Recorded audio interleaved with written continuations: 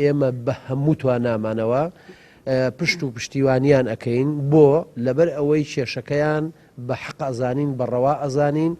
و لێرەشەوە پیان ئەڵێین مافی خۆیانە بۆ یەکە بە حەقی زانین لە پشتیانین هاوکاریانین و هەرچی ئەوان بڵێن و لە توانای ئەم مەڵبەندای بێ ئێمە پشت و پشتیوانیان ئەەکەین و پێشیانیانمان گوتووە و ئێمە ئەم کەیسی ئەوانشمان گەیاندووەتە بەغدا لەگەڵ فەخامەتی سەر و کۆمار ئەم مۆزوع باس کراوە و تا ئێستا یەک دوو کۆبنەوەش کراوە لەوێ و بەردەوام شەبین لە پشتیانە بین هاوکارشیانە بین. ئێمە پێمان وایە کە هەمومان قەرزاری حکوومەتی هەرێمی کوردستانین کە ئێمەی دامەزراندووە،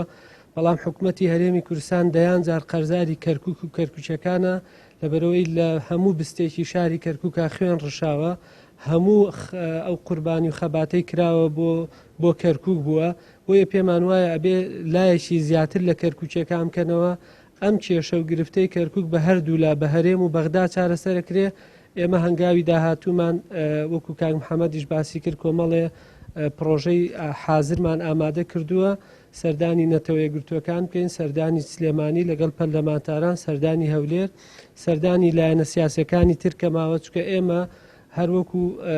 بۆچوونێکی ژیانی ئەم گروپە دژی هیچ هێز و لایەنێکی سیاسی نییە. ئێمە بۆ دروست نەبووینە دژایەتی لایەنێکی سیاسی دیاریکرا بکەین. ئێمە سەردانی هەموو لایەنە سیاسەکانەکەین بە پارتی دیموکراتی کوردستان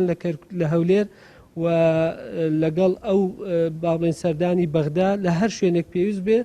پێویست بە خۆپیشاندان و مانگرتن بێ ئێمە پشتیوان بەخوا وا دەکەین.